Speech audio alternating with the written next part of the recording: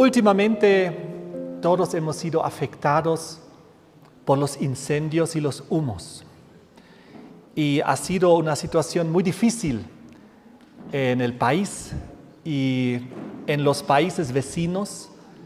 Y realmente los incendios forestales han provocado mucho daño, mucha enfermedad, muerte, desesperación, la vegetación quemándose, muchos animales sufriendo, muriendo, muchos seres humanos perdiendo sus pertenencias y mucha gente perdiendo su salud también. Millones de hectáreas de bosques quemados, miles de personas luchando para apagar los incendios, desastres naturales. Este en específico nos afectó a todos porque el humo llegó a las ciudades, a los países y hemos estado respirando un aire contaminado con un polvo fino. Y esto ha sido muy malo para la salud de todos nosotros. Había gente inescrupulosa que también provocó incendios y realmente la maldad es muy grande por los efectos que ha causado en tantas personas. Curiosamente, aunque realmente había una situación de un aire muy contaminado, las autoridades, las Naciones Unidas, esta vez no nos recomendaron barbijos ni nada de mascarillas, cuando creo que esta vez hubiese sido un poco más necesario que en aquel entonces, cuando no fue tan necesario. Entonces vemos que este mundo se está en unas situaciones difíciles. Estos incendios ahora se están repitiendo cada año. Me acuerdo que el año pasado también era muy fuerte y los años anteriores también. Les quiero dar un dato del año 2021, que es bastante reciente, donde se han hecho los estudios y los cálculos, y han dicho que en ese año el dióxido de carbono por los incendios forestales fue 277 veces superior a lo emitido por el ser humano. Es decir, estos incendios causan muchísimo más dióxido de carbono de que nosotros los seres humanos podríamos causar con todas nuestras actividades industriales, vehículos y otras formas. Este smog que estamos viendo y que hemos sufrido, que hemos inhalado, pone en riesgo la salud, las vías respiratorias, los ojos. Mucha gente tuvo problemas de salud en sus pulmones porque causa una menor función pulmonar, causa enfermedades como el asma, bronquitis, enfisema, hasta cáncer puede provocar. Yo me acuerdo allá en Santa Cruz estuvimos y apenas uno podía distinguir el cielo y apenas uno podía ver los edificios porque todo estaba en humo. Aquí en Cochabamba, en La Paz, en muchos otros lugares, pero más hacia el oriente del país. Y el tema de hoy es una comparación, porque vamos a contrarrestar aquí, vamos a ver la diferencia entre este tipo de humo tóxico, dañino, negativo, humo del abismo lo podríamos llamar, en comparación con el bíblico humo celestial y divino. Es muy interesante. De todas maneras, nosotros sabemos que Dios es el creador de los cielos, de la tierra, del mar, de las fuentes, de las aguas. Dios es el creador de las plantas, de los animales, del ser humano, y Dios es también el creador de los elementos, tierra, aire, fuego, lluvia. Dios es el creador de los elementos. El fuego en especial es un elemento muy interesante porque el fuego es una bendición para el ser humano en tantas formas, para poder cocinar, calentarse, para la industria, Para mucho el fuego es algo que es muy útil para nosotros. Pero el fuego también, como estamos viendo, puede ser algo muy nocivo, muy perjudicial, muy destructivo. De esta manera, en la palabra de Dios encontramos que el fuego es también un símbolo abrasador del pecado mismo, que Dios utiliza como una herramienta para destruir el pecado, para una herramienta de destruir también la muerte misma, como vamos a ver más adelante.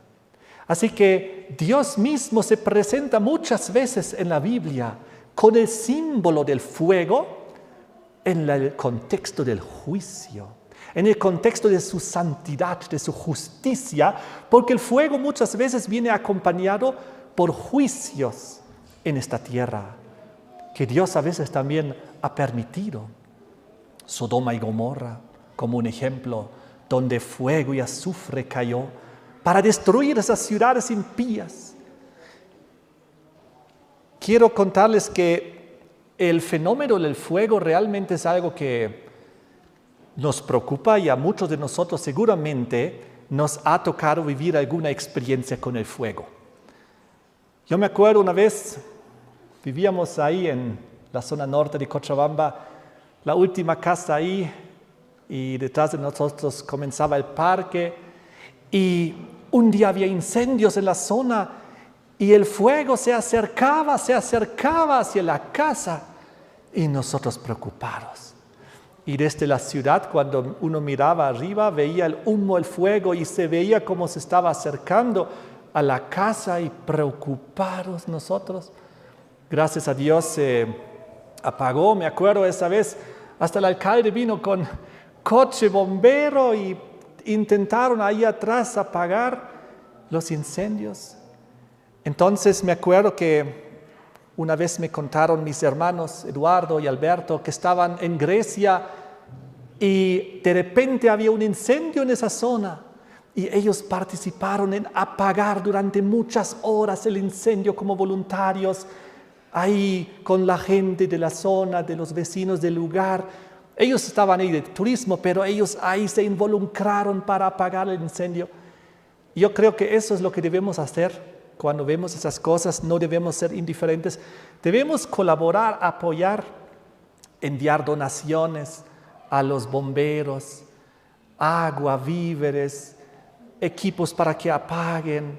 Si es posible, ir y ayudar. Y también, obviamente, a las personas que han perdido todo o que están en desesperación. Me acuerdo una vez estuve en Estados Unidos hace unos cuantos años y fui a visitar a mi tía.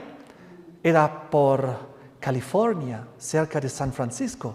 Y ella vivía en el campo y fuimos juntos. Yo estaba ahí un fin de semana. Y justo cuando llegué, incendios hay en la zona, porque también es un lugar donde siempre hay mucho incendio. Y entonces no pude dormir toda la noche porque mi primo que estaba ahí y la tía ya habían preparado todo en plan de emergencia para evacuar, porque ya los pueblos alrededor habían sido evacuados por los incendios. Yo dije, no puede ser. Entonces, realmente este problema del fuego, de los incendios, del humo, es algo muy serio, algo que nos afecta a todos. En la Biblia, el humo puede tener, como les dije, diferentes interpretaciones o significados. Por ejemplo, el humo es una señal de advertencia de fuego y de destrucción. Si tú de lejos ves humo, tú sabes, ahí hay un incendio. Tú ves, ahí hay destrucción. Si estás cerca de una ciudad o un pueblo, tú puedes pensar, está quemándose esa ciudad. Muchas veces en las guerras utilizaban el método del incendio para provocar incendios a las ciudades, para destrucción. Entonces, la destrucción completa en el símbolo del fuego. Porque ¿qué queda después del fuego? ¿Qué queda? Ceniza. El fuego es como un simbolismo de la aniquilación completa y eterna. Lo que se quema, se quemó. se convirtió en ceniza. Eso es el destino que la Biblia da, por ejemplo, a Lucifer, al diablo, el ángel caído, donde dice que al final fuego saldrá de él también y se quedará en ceniza, como también los malvados. Qué interesante el aspecto del fuego, el azufre, el humo, las cenizas como consecuencia final de la destrucción. Muy interesante cuando hablamos del ejemplo de la ciudad de Edom, de los edomitas, y en Isaías 34 nos habla, en los versículos 5 y 10, cómo su humo asciende hasta tiempo indefinido, porque esas ciudades como Sodoma y Gomorra se habrán quemado por siempre. Su consecuencia es eterna. Yo recuerdo una vez un hermano nuestro en la iglesia en Alemania, era colportor el hermano, y era un hombre de mucha fe. Un día él cuenta una historia. Fuimos a la iglesia y cuando volvió a ir a la casa con su familia, de lejos vio humo y decía, eso parece nuestro pueblo. Se acercaron más y vieron que había como fuego. Eso parece nuestra calle. Se acercaron más. Es nuestra casa. Se estaba quemando su casa cuando ellos estaban en la iglesia en el culto en sábado. Su casa quemada, todo destruido. ¿Y saben cuál fue la reacción del colportor? Dios dio, Dios quitó, el nombre de Dios sea bendecido. Imagínense qué reacción de fe. Un poco parecido a la de Job, ¿no? Que todo perdió y en vez de dar la culpa a Dios, pero Dios, yo soy colportor, yo hago tu obra, Señor, yo soy adventista, fui a la iglesia, estaba en la iglesia y hice como la casa, ¿por qué? En vez de reclamar, Dios sabrá por qué lo permite. Dios sabe por qué permite las cosas, porque Dios tiene un propósito mayor. A veces Dios utiliza un desastre menor para salvarnos de un desastre mayor.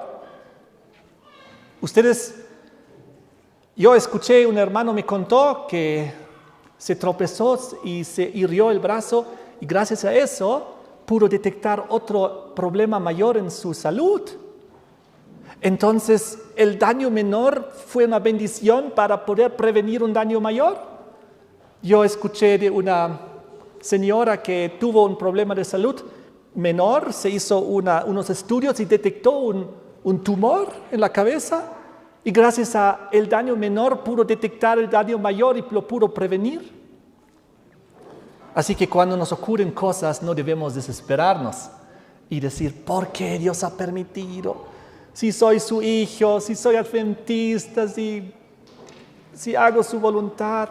No, si nos ocurren cosas, Dios permite para prevenir daños mayores. ¿Se acuerdan de la historia en la China donde un hombre tenía su hijo y entonces el hijo vio unos caballos y quería tener un caballo y consiguió el caballo? Entonces él feliz le dijo, papá, tengo un caballo, ¿qué te parece? Y él dijo, no sé si eso es bueno o malo. Entonces el niño estaba galopeando con el caballo, tuvo un accidente y se cayó y se rompió la pierna. Papá, me rompí la pierna. No sé si es bueno o malo. Entonces llegó la guerra y vinieron los soldados y reclutaban a todos los jóvenes del lugar y él no tuvo que ir a la guerra porque su pierna estaba rota. Entonces a veces debemos ser como ese chino. No sé si es bueno o malo. Aunque aparenta malo inicialmente, capaz es algo que me sirva después para prevenir un daño mayor. Así que como Job, nunca debemos buscar la culpa en Dios o reclamar o decir, ¿por qué me pasa esto? No, gracias Dios lo has permitido. No sé por qué, tú sabrás. Tú tienes un plan. Después nos vamos a dar cuenta. Entonces, el humo en la Biblia es un símbolo también de la transitoriedad. El humo es algo que se disipa con rapidez y desaparece. Un día todo puede estar con humo y al día siguiente no hay humo. Pasó repentinamente. Así es como la Biblia lo describe, por ejemplo, en Salmos 68, versículo 2, que los enemigos de Dios son como el humo y desaparecen. No van a estar ahí por siempre. O en Oseas, capítulo 13, versículo 3, aquí nos habla de los adoradores de los ídolos. De repente, como el humo desaparecen, se desvanecen, ya no están. O por ejemplo, en Salmos 102, versículo 3, habla de la vida acortada del afligido, que es como el humo, se desvanece, se va. Así que la Biblia utiliza también de esta manera el símbolo del humo. Muy curioso es lo que vemos en Apocalipsis 9, versículo 18, nos habla de 3 plagas, de 3 preplagas podríamos decir, porque si sumamos con las 7 plagas de Apocalipsis 16, llegan a ser 10 plagas, como en Egipto de antaño, que Dios utilizó para finalmente liberar a su pueblo de la esclavitud, esta vez del faraón de Egipto, y esta vez en el tiempo del fin de las garras del rey del norte y de su sistema babilónico, para llevarnos, esta vez de vuelta a la Canaán terrenal y esta vez a la Canaán celestial. Amén. Así que Dios permite cosas. Miren, Apocalipsis 9, 18 nos habla de las 3 plagas: fuego, humo y azufre. Porque el fuego, humo y azufre son plagas ahí, descritas como plagas que destruyen y matan 1/3 de la humanidad. ¡Qué terrible! Apocalipsis 16, versículos 8 y 9, nos habla de la 4ª plaga, cuando el sol llega a quemar de tal manera que la gente va a blasfemar, no se van a arrepentir, van a aferrarse a sus vicios, los pecados, no se van a arrepentir para cambiar sus vidas. Y ahí habla que habrá un fuego terrible, un calor tan grande que la gente quiera morirse. Las cosas que aún vendrán al mundo, lo que estamos viendo y experimentando son pequeños preavisos de lo que vendrá, porque vendrán tiempos muy difíciles. Y sobre todo cuando se derramen las 7 postreras plagas, para entonces ya estaremos sellados con el sello de Dios de protección y de pertenencia. Y la Biblia dice: 1000 caerán a tu lado, 10,000 al otro, mas a ti no te tocará. Plaga no tocará tu morada, porque Dios ya no permitirá que uno de sus hijos muera. En aquel entonces, cuando la gracia se haya terminado, cuando se haya cerrado la puerta, cuando ya las decisiones hayan sido tomadas, salvación, perdición, sello de Dios, marca de la bestia. Para entonces Dios ya no permitirá que uno de sus hijos, de sus hijas, muera, porque su sangre ya no sería una semilla del Evangelio para que otros se salven, porque ya todo estará decidido. Y en esa época, cuando la gente blasfemará, la gente impía, bajo el calor de la 4ª plaga, del sol que quemará. Recuerden que en este contexto del tiempo del fin, el fuego es lo que la gente, sin darse cuenta, adorará, porque llegará a adorar el sol indirectamente, sin darse cuenta muchos, a través de la imposición del día del sol que se vendrá y todo eso.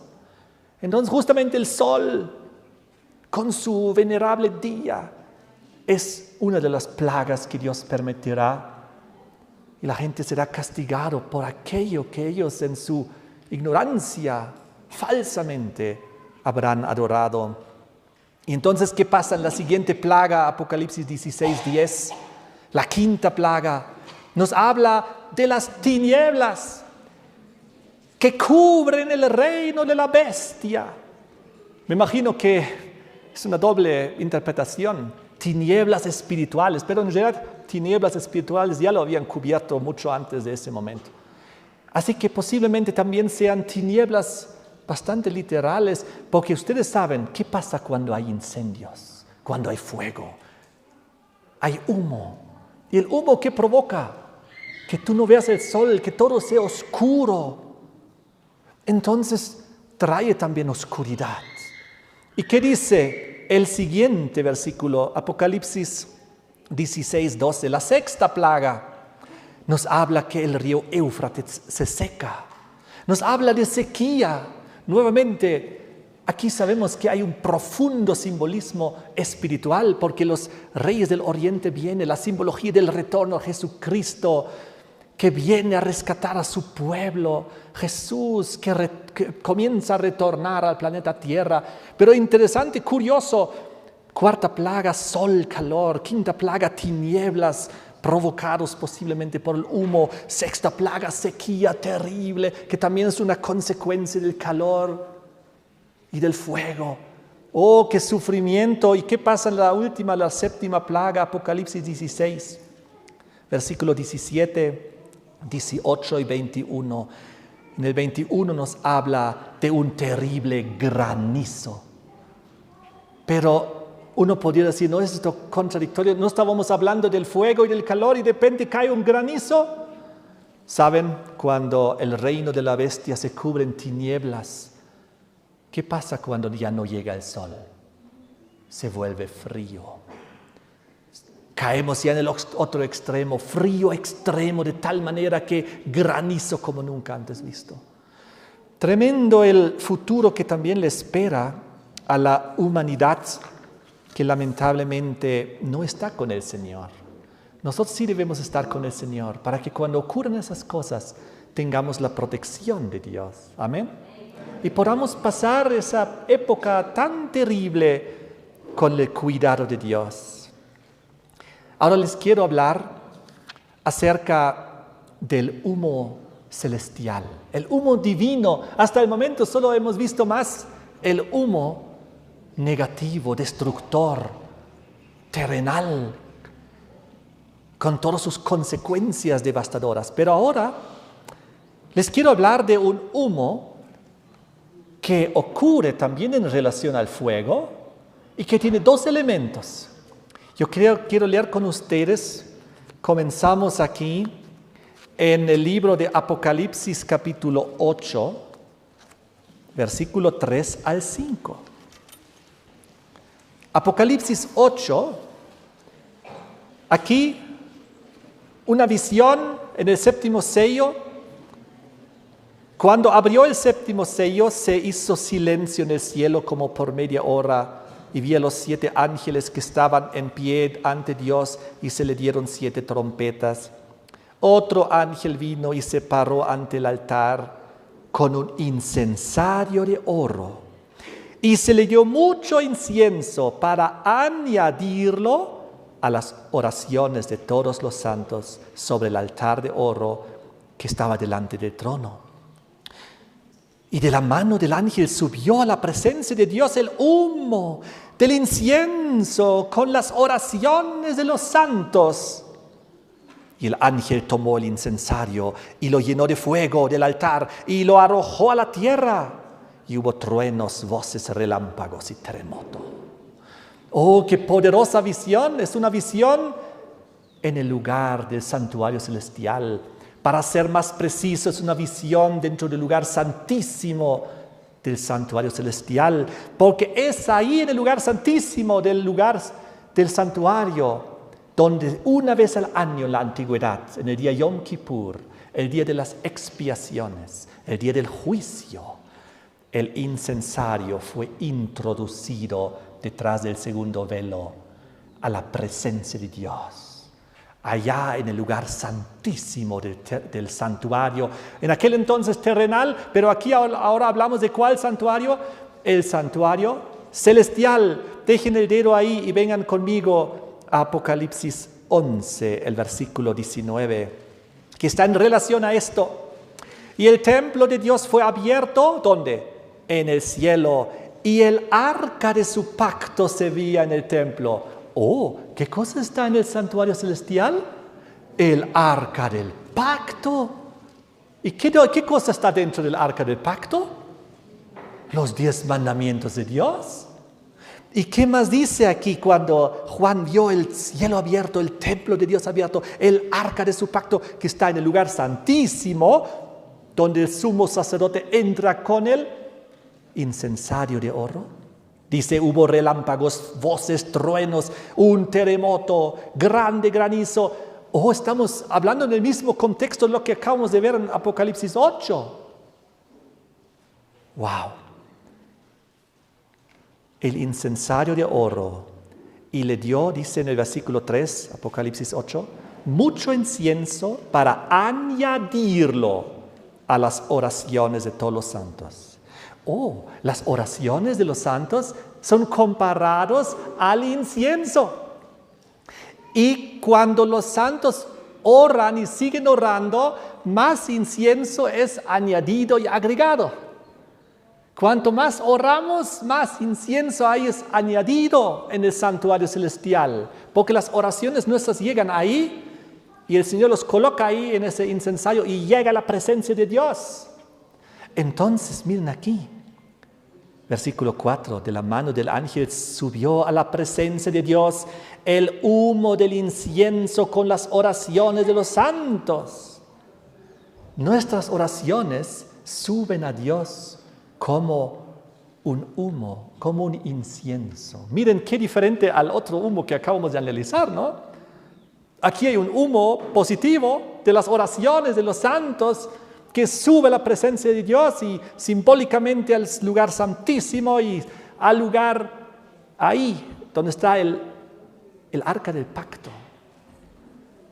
Esto es el olor fragante, grato para Dios, que Él le gusta oler, que le encanta cuando nosotros oramos.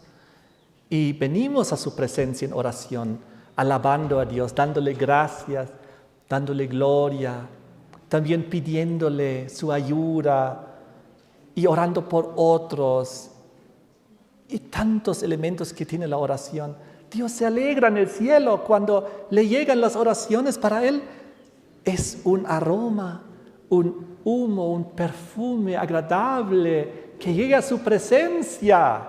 Así que no se preocupen, hay que orar. Y esas oraciones ustedes ya saben cómo llegan hasta la presencia de Dios en el santuario celestial. Quiero leer con ustedes Levítico. Vengan conmigo a Levítico capítulo 16, porque necesitamos entender esto aún mejor. Este humo celestial. Levítico 16 es el capítulo donde nos habla del gran día de la expiación, el día del Yom Kippur, el día del juicio, el día de la expiación de los pecados. Eso se hacía en la antigüedad una vez al año, caía más o menos en octubre. Y en el santuario celestial también ocurre esto, y ocurrió. Nosotros tenemos el conocimiento, gracias a las profecías, de 1844, de la apertura del juicio celestial investigador, al cumplimiento del tiempo profético de Daniel 9, de los 2300 tardes y mañanas. Conocemos esto y el santuario iba a ser purificado de los pecados, gracias a las oraciones y gracias al ministerio sumo sacerdotal de Jesucristo ahí en el cielo. Pero ahora leamos esto, Levítico 16. Versículos 12 y 13. Después tomará un incensario lleno de ¿qué? Brasas de fuego del altar delante de Jehová y sus puños llenos de perfume aromático molido y lo llevará dentro del velo. Con el incensario y los dos elementos. ¿Cuáles son los dos elementos? Las brasas del fuego del altar y el perfume aromático molido dentro del incensario, y el sumo sacerdote entra al lugar santísimo donde está el arca del pacto con los 10 mandamientos a la presencia de Dios. Y eso, al llevarlo, el humo agradable, este perfume, llena todo el santuario, el lugar santo y obviamente el lugar santísimo, porque ahí dentro del velo se está entrando, con las oraciones nuestras. Miren cómo sigue aquí el versículo 12. Sus puños llenos de perfume aromático molido, lo llevará detrás del velo al lugar santísimo. Y lo pondrá el perfume sobre el fuego delante de Jehová. El perfume se añade a las brasas del altar. Y la nube del perfume cubrirá el propiciatorio que está sobre el testimonio para que no muera. ¿Qué cubría el humo? Este humo del incensario. Cubría el lugar santísimo, cubría el arca del pacto. Encima del arca del pacto, ¿qué estaba? El propiciatorio. Y si uno destapaba el arca y quitaba el propiciatorio, ¿qué estaba dentro? Los 10 mandamientos, los 2 tablas de la ley de Dios. Y como acabamos de ver en Apocalipsis 11, 19, en el cielo, en el santuario celestial, está ocurriendo esto también. No era solamente en la tierra, en el cielo también esto ocurre. Y entonces, porque en el cielo es la gran realidad de las cosas, mientras que en la tierra es como una copia para ilustrarnos las cosas y hacernoslas entender didácticamente el plan de salvación. De todas maneras, ahí la nube de humo cubría el propiciatorio, cuando con el incensario, con los 2 elementos, las brasas del fuego del altar y el perfume aromático molido, mezclados, se entraba en la presencia de Dios y este humo, este agradable perfume, llenaba todo el santuario. Les quiero preguntar, ¿ya sabemos lo que significa el perfume aromático molido, el incienso que se añadía? Porque lo hemos leído en Apocalipsis 8. Es un símbolo de las oraciones de los santos. Pero aquí vemos que eso se añadía y se mezclaba con las brasas del fuego del altar. ¡Oh! ¿Qué brasas? ¿Qué se había quemado en el altar? ¿De qué estamos hablando? ¿Qué se quemaba en el altar? El sacrificio, la ovejita, el Cordero de Dios, que era símbolo ¿de quién? De Jesucristo. Entonces se mezclaban 2 elementos, el sacrificio de Cristo unido a nuestras oraciones, crea la nube de humo, el perfume aromático para Dios. Porque ¿saben qué? Para que tus oraciones puedan llegar al cielo, no es suficiente orar. Se requiere que Cristo previamente haya hecho el sacrificio como Cordero de Dios, que quita los pecados del mundo. Si Cristo no hubiese muerto en la cruz y no se hubiese sacrificado, ¿crees que tus oraciones tendrían algún impacto en el cielo?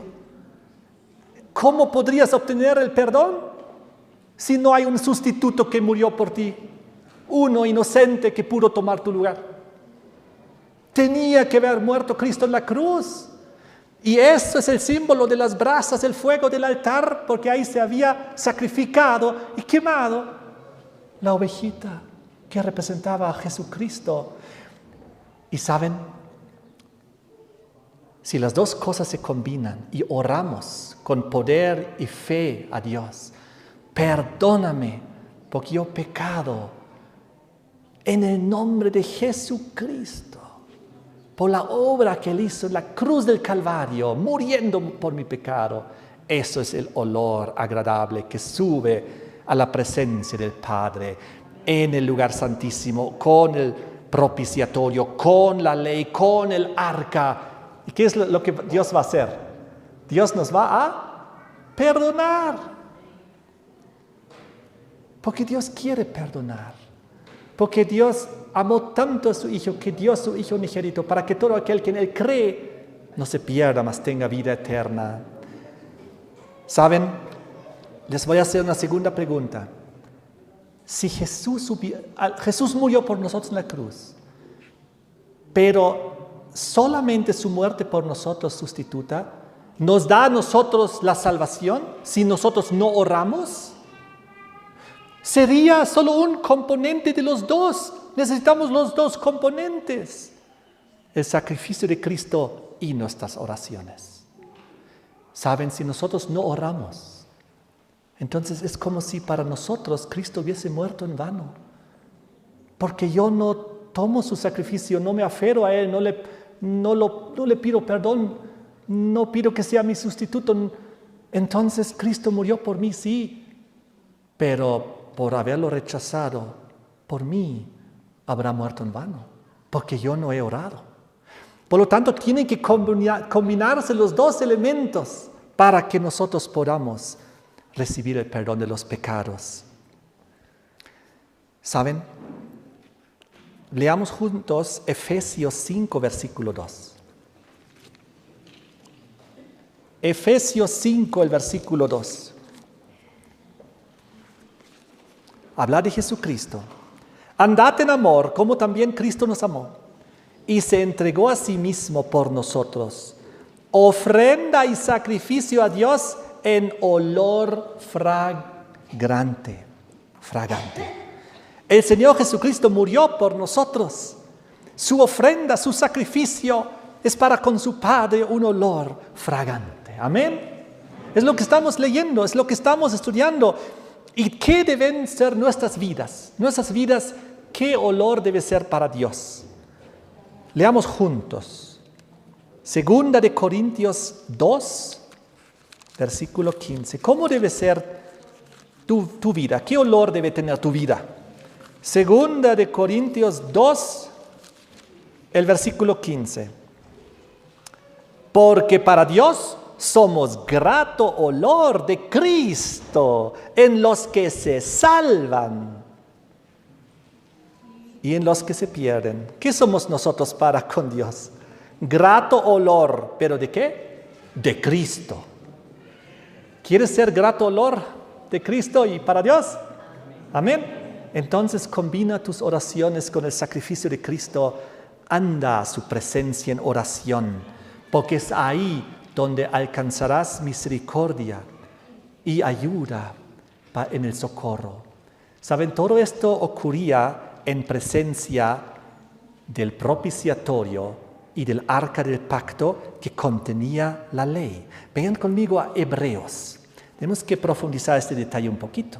Hebreos capítulo 9, porque aquí nos lo describe con lujo de detalle. Lean en sus casas todo el libro de Hebreos. Hebreos 9, y aquí el versículo 3 al 5, dice, hablando del santuario, del tabernáculo, del santuario celestial ahora, tras el segundo velo estaba la parte del tabernáculo llamado el lugar santísimo, al cual tenía un incensario de oro y el arca del pacto cubierto de oro por todas partes, y en la que estaba una urna de oro que contenía el maná, la vara de Aarón que reverdeció y las tablas del pacto, los 10 mandamientos.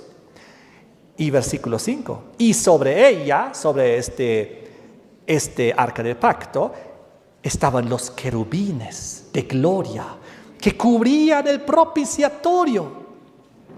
Oh, ¿qué tenía el propiciatorio encima? 2 querubines, estaban tallados ahí. Y que según la descripción, estos 2 querubines estaban, vengan conmigo a Éxodo capítulo 25, para ver esto de los 2 querubines, porque tenemos que entender qué significa esto. ¿Por qué están ahí esos 2 querubines? Encima del propiciatorio, encima del arca del pacto de la ley de Dios, en el lugar santísimo. Éxodo 25, versículo 10. Aquí nos habla del arca del testimonio y dice, harán también un arca de madera, y luego la descripción de la construcción del arca. Luego llegamos al versículo 16. Y pondrás en el arca el testimonio que yo te daré. Los 10 mandamientos, las 2 tablas. Y dice el versículo 17, y harás un propiciatorio de oro fino, cuya longitud será de 2 codos y medio, su anchura de codo y medio. Harás también 2 querubines de oro, labrados a martillo, los harás en los 2 extremos del propiciatorio.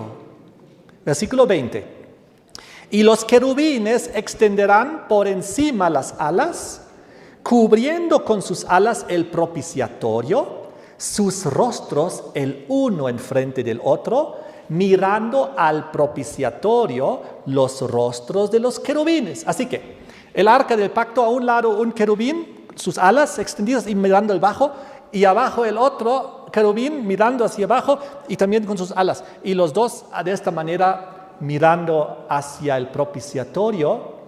¿Y qué es lo que está debajo del propiciatorio? Los 10 mandamientos, la tabla de la ley. ¿Qué más dice aquí? Versículo 21, y pondrás el propiciatorio encima del arca. Es como una tapa.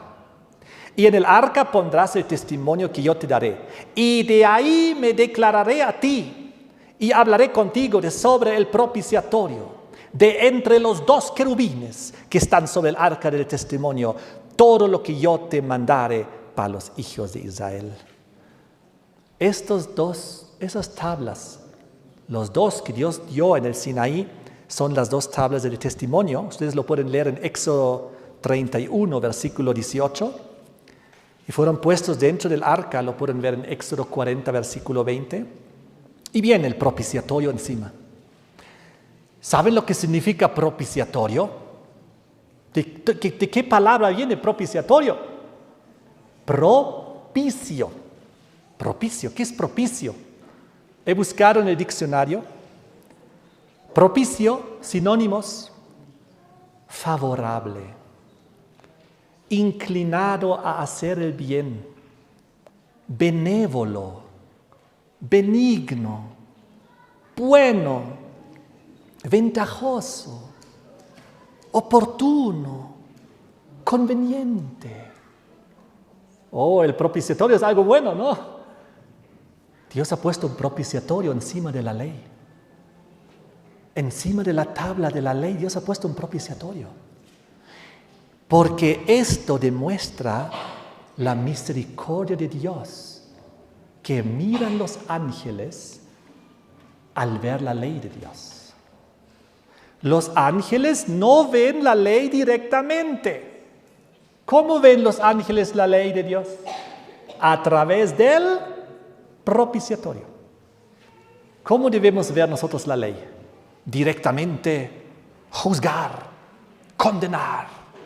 O debemos ver la ley a través del propiciatorio, de la misericordia divina, combinado con las oraciones de los santos, por el sacrificio de Cristo en la cruz.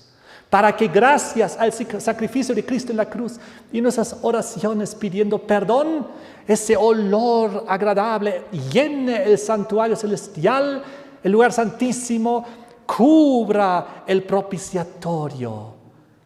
Y Dios pueda declarar su misericordia para con nosotros, el perdón de nuestros pecados, la reconciliación, el galardón, la vida eterna.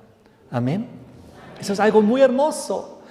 Así que si nosotros nos vemos tentados a ver la ley directamente, si nosotros vemos al hermano, a una persona, y lo vemos y solamente lo vemos a través de una mirada de la ley, no, debemos verlo a través del propiciatorio, así debemos verlo, con el ojo de la misericordia. ¿Recuerdan ustedes en Lucas 18, versículo 9 al 14? Había un fariseo y un publicano, y el fariseo estaba ahorrando en la puerta de la iglesia para que todos lo vean. Oh, yo soy muy bueno, doy mi diezmo fielmente y aquí estoy parado para que todos me vean. Estoy orando 3 veces a Dios cada día. Oh, soy muy piadoso. Además, soy un buen fariseo, soy bien estricto en todas las leyes. Aquí que me vean, ¿no? Ahí estaba el fariseo. Y luego entró el pobre publicano, el pecador. Y el fariseo todavía decía, oh, qué bien que yo no soy como este pecador. Entonces, ¿qué pasó? ¿Qué hizo el publicano? Publicano ahí en una esquina, triste. ¿Saben cuál fue su oración? Dios sé propicio a mi pecador. ¿Y qué dijo Jesús luego? ¿La oración de quién aceptó el Señor Jesús? ¿Del fariseo o del publicano? Del publicano. Eso es algo tremendo. Justamente lo que acabamos de ver es lo que dice en Isaías 65, versículo 5. Vengan conmigo. La experiencia del fariseo y del publicano. Isaías 65, versículo 5. Aquí habla de ciertas personas y dice, aquellos que dicen, estate en tu lugar, no te acerques a mí, porque soy más santo que tú. Wow, ¿no es esto la experiencia de este fariseo? ¿Y qué dice Dios acerca de ellos? Estos son humo en mi furor, fuego que arde todo el día, dice Dios. Oh, a Dios no le gusta esto, pero a Dios sí le gusta la humildad. Cuando tú combinas humildemente tu oración pidiendo perdón a Dios, aferrándote al sacrificio que Cristo hizo en la cruz por ti y le pides clemencia, le pides que sea propicio, que ponga el propiciatorio para que la ley no se tenga que aplastar encima de ti.